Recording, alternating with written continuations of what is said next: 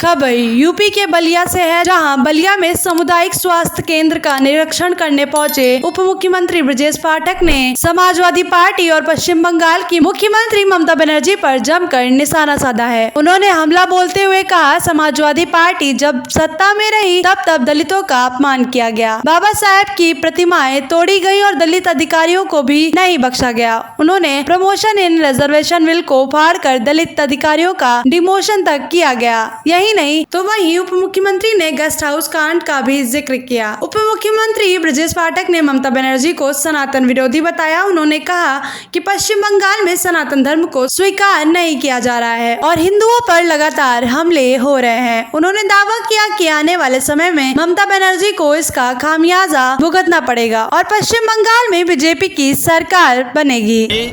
कथनी करनी को प्रदेश के लोग अच्छी तरह जानते हैं। जब सूबे में सत्ता में रहे हैं, दलितों पर अत्याचार अनाचार समाजवादी पार्टी के गुंडे माफियाओं नहीं किए हैं।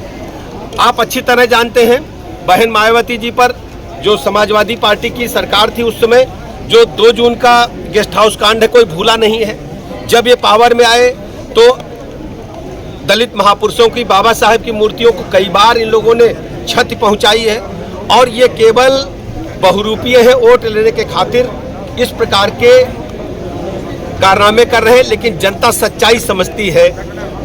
समाजवादी पार्टी कभी भी दलितों का सम्मान नहीं कर सकती, दलित महापुरुषों का सम्मान नहीं कर सकती। आपको अच्छी तरह याद होगा, जब पार्लियामेंट में प्रमोशन इन रिजर्वेशन बिल आया था तो समाजवादी पार्टी के लोगों ने ही बिल को फाड़ने का काम किया था और उस समय समाजवादी पार्टी की सरकार थी।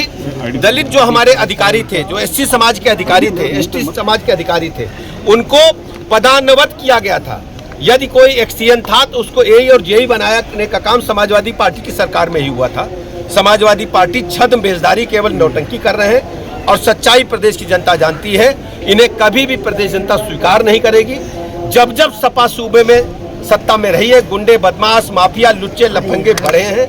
हमारी सरकार में गुंडे प्रदेश के बाहर हैं या जेल में हैं। पश्चिम बंगाल में जो घटनाएं हो रही हैं, पूरे पश्चिम बंगाल में सनातन धर्म को स्वीकार नहीं किया जा रहा। ममता बनर्जी की अगुवाई में उन पर लगातार हमले हो रहे हैं, हिंदू भाई बहनों पर हमले हो रहे हैं। पश्चिम बंगाल की जनता समय आने पर ममता बनर्जी को इसका खामियाजा देगी और भारतीय जनता पार्टी की पश्चिम बंगाल में प्रचंड